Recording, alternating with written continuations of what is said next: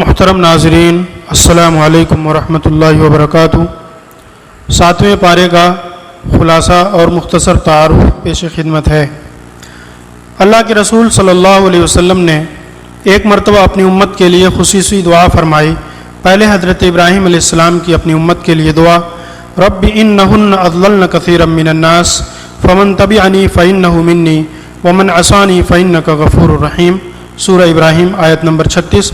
اے رب، ان بتوں نے بہت سے لوگوں کو گمراہ کر دیا ہے، اب جو میری پیروی کرے گا وہ تو مجھ سے ہے، لیکن جس نے میری نافرمانی کی تو بہت معاف کرنے والا، رحم کرنے والا ہے۔ پھر حضرت عیسیٰ علیہ السلام کی اپنی امت کے لیے دعا، ان تعذبہم فانہم عبادک وان تغفر لہم فانک انت العزیز الحکیم، سورہ مائدہ آیت نمبر 118۔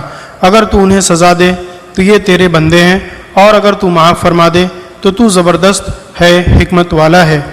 آپ صلی اللہ علیہ وسلم نے ہاتھ اٹھا کر ان دونوں دعاؤں کا واسطہ دیا اور فرمایا، اے اللہ میری امت، اے اللہ میری امت، اور آپ صلی اللہ علیہ وسلم یہ کہہ کر رو پڑے۔ رب کی رحمت جوش میں آ گئی۔ جبریل جاؤ محمد سے پوچھو کہ وہ کیوں رو رہے ہیں۔ حضرت جبریل علیہ السلام آئے اور رونے کی وجہ پوچھی۔ اللہ کے رسول صلی اللہ علیہ وسلم نے وجہ بتائی۔ اللہ نے کہا، جبریل محمد کو بشارت دے دو کہ ہم تمہیں تمہاری امت کے بارے میں خوش کر دیں گے۔ صحیح مسلم۔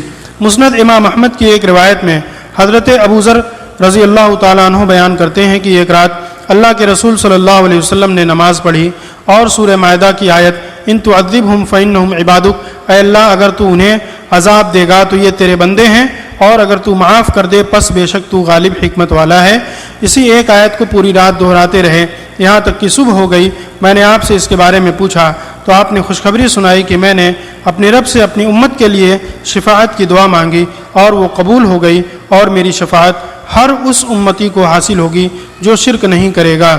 7واں پارہ وَإِذَا سَمِعُوا کے نام سے جانا جاتا ہے، اس لیے کہ اس کا آغاز اسی سے ہوتا ہے۔ اس پارے میں 128 آیتیں ہیں، 18 آیتیں سورہ مائدہ کی اور 110 سورہ انعام کی اور 19 رکوع ہیں۔ سورہ انعام مکی سورہ ہے۔ حضرت عبداللہ ابن عباس اور بعض دوسرے صحابہ اکرام رضوان اللہ علیہ مجمعین کی روایت کے مطابق پوری سورہ مکہ میں ایک ہی رات نازل ہوئی۔ اس سورہ میں اسلامی عقائد کے اصول بیان کیے گئے ہیں۔ پارے کا آغاز حبشہ کے نصارہ کی تعریف سے ہوا۔ جب انہوں نے قرآن کریم کی آیات کو سنا تو ان کی آنکھوں سے آنسو روا ہو گیا اور وہ مسلمان ہو گئے۔ اس کے بعد قسم کے احکام بیان کیے گئے کہ لغو اور عادت والی قسم پر اللہ تم سے مواخذہ نہیں کرے گا، لیکن جو قسم جان بوجھ کر اپنی باتوں میں تاکید پیدا کرنے کے لیے کھاتے ہو تو تم ان پر قائم رہو، اگر ان کو توڑا تو پھر اسی کا کفارہ دینا پڑے گا۔ 10 غریب کو کھانا کھلاؤ، یا ان کو کپڑے دو، یا ایک غلام آزاد کرو، اور اگر ان تینوں کاموں میں سے کوئی کام نہیں کر سکتے تب 3 دن کا روزہ رکھو۔ علماء کہتے ہیں کہ اگر قسم جھوٹی ہے جو دھوکہ دینے کے لیے کھائی گئی تو یہ بہت بڑا گناہ ہے۔ قسم کھانے والا توبہ و استغفار کرے، اس پر کفارہ نہیں ہے۔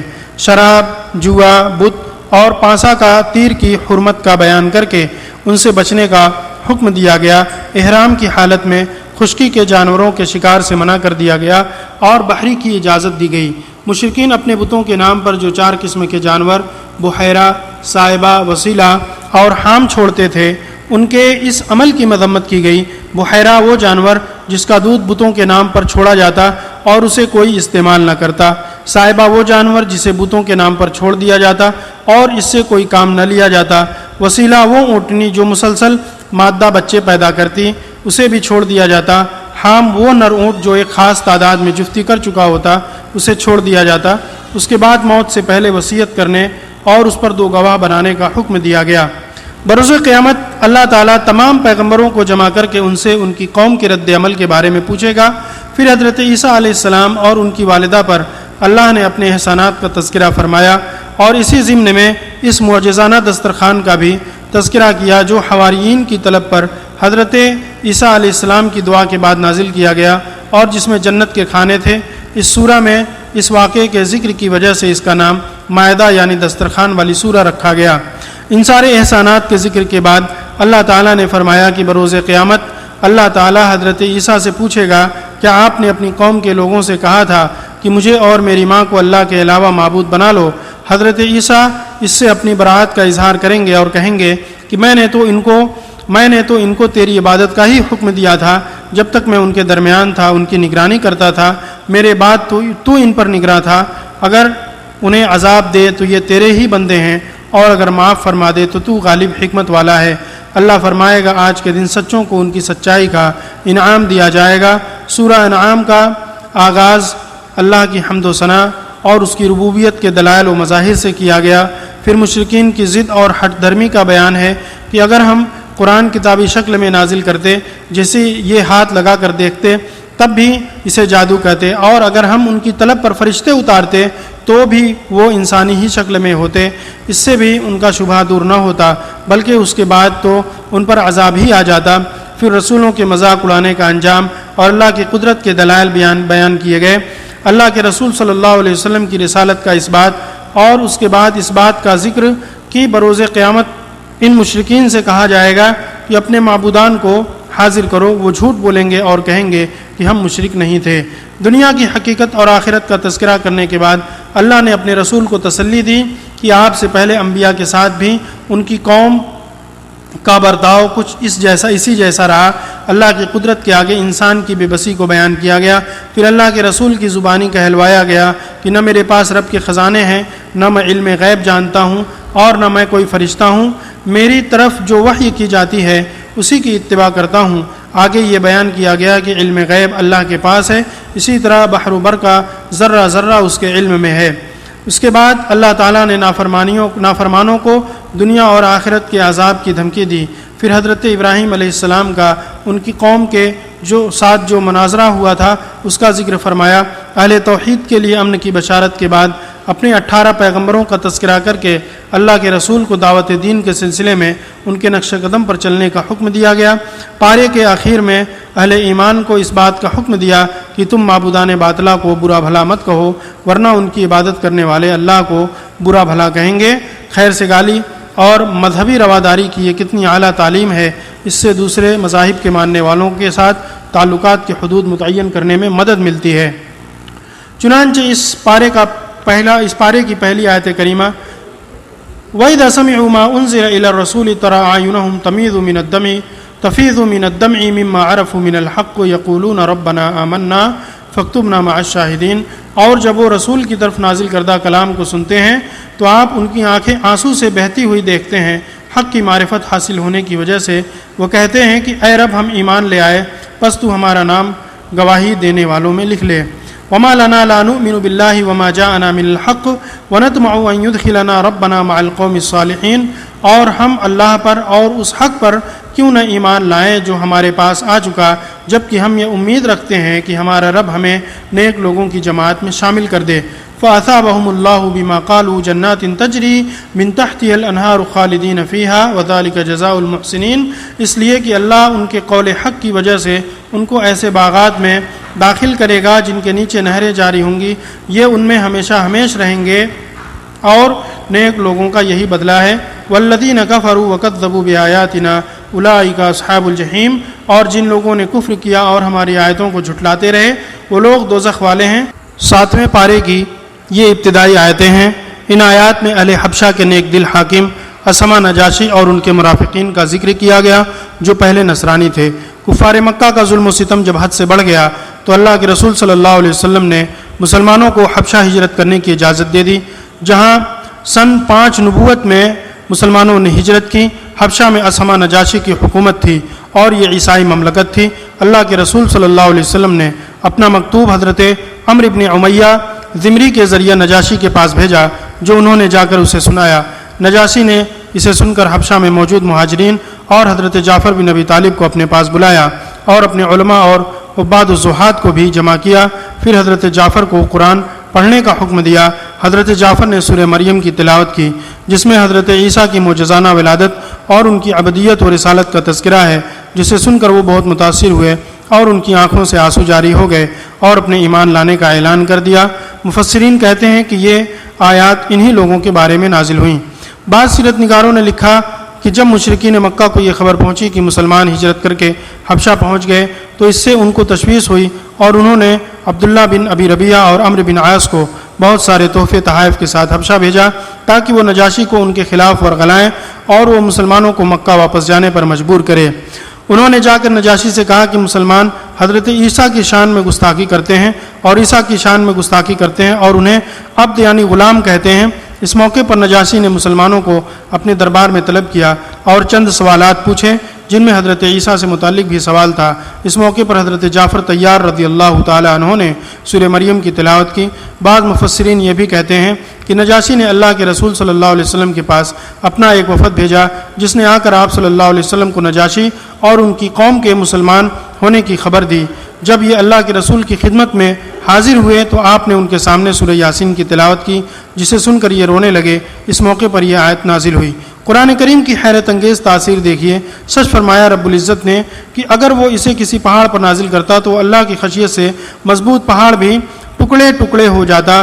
مسلمانوں کو چاہیے کہ اللہ کا کلام پوری دل جمعی کے ساتھ پڑھیں اور اس کے معنی و مطلب پر غور کریں، تب انہیں اس کتاب عظیم کی عظمت کا صحیح اندازہ ہوگا اور وہ اسے حرز جان بنا لیں گے۔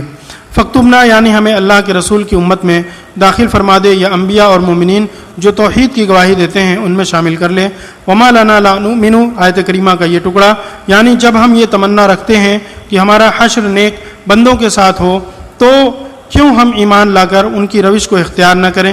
صرف تمنا کرنا اور اس کے مطابق عمل نہ کرنا تو نری جہالت اور حماقت ہے۔ اس سے کیا حاصل؟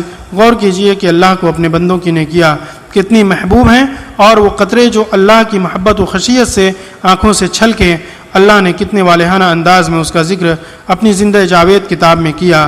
فَأَثَابَهُمُ اللَّهُ، آیت کریمہ کا یہ ٹکڑا کہ ان دو آیتوں میں اللہ نے اپنا اٹل دستور بیان کر دیا کہ اس کے نزدیک نیکیاں ضائع نہیں ہوتی اور کفر و تکذیب بھی اپنے انجام کو پہنچتا ہے۔ الغرض یہ کہ 7ویں پارے میں 2 حصے ہیں۔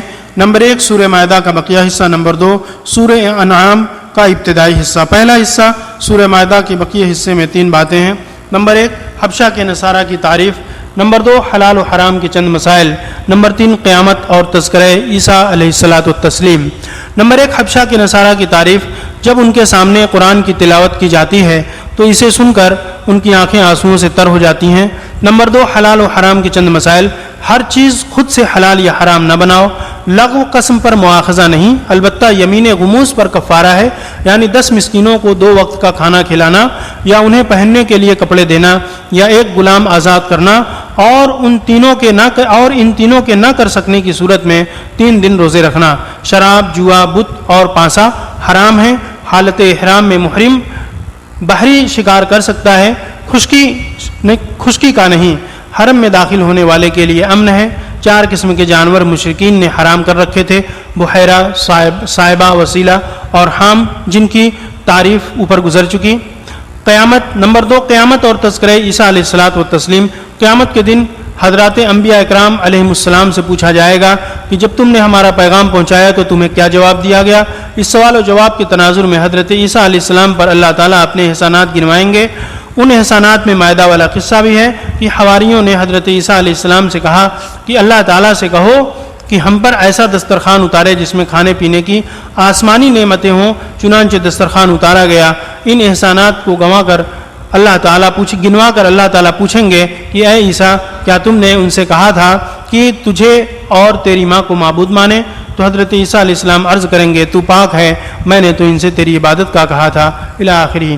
دوسرا حصہ سورہ انعام کا جو ابتدائی حصہ ہے اس پارے میں ہے، اس میں 3 باتیں ہیں۔ نمبر 1 توحید، نمبر 2 رسالت، نمبر 3 قیامت۔ نمبر 1 توحید۔ اس صورت میں اللہ تعالیٰ کی حمد و ثنا اور عظمت و کبریائی خوب بیان ہوئی ہے۔ نمبر 2 رسالت، نبی علیہ الصلاۃ والتسلیم کی تسلی کے لیے اللہ تعالیٰ نے 18 انبیاء اکرام کا تذکرہ فرمایا ہے۔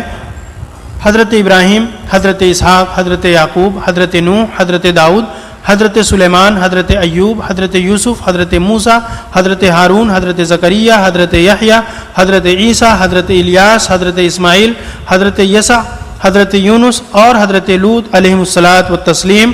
نمبر 3 قیامت۔ قیامت کے روز اللہ تعالیٰ تمام انسانوں کو جمع کرے گا۔ روز قیامت کسی انسان سے عذاب کا ٹلنا اس پر اللہ کی بڑی مہربانی ہوگی۔ روز قیامت مشرکین سے مطالبہ کیا جائے گا کہ کہاں ہیں تمہارے شرکا؟ اس روز جہنمی تمنا کریں گے کہ کاش انہیں دنیا میں لوٹا دیا جائے تاکہ وہ اللہ تعالیٰ کی آیات کو نہ جھٹلائیں اور ایمان والے بن جائیں۔ دنیا کی زندگی کو کھیل اور مشغلہ ہے، دنیا کی زندگی تو کھیل اور مشغلہ ہے، آخرت کی زندگی بدرجہ بہتر ہے۔ اللہ تعالیٰ سے دعا ہے کہ اللہ تعالیٰ ہمیں قرآن مجید کی تعلیمات پر اور اس کے احکامات کے مطابق عمل کرنے والا بنا دے۔ آمین، تقبل یا رب العالمین۔ آخر میں آپ سے گزارش ہے کہ ہمارے چینل کو سبسکرائب کریں اور ویڈیو کو لائک کریں اور شیئر کریں۔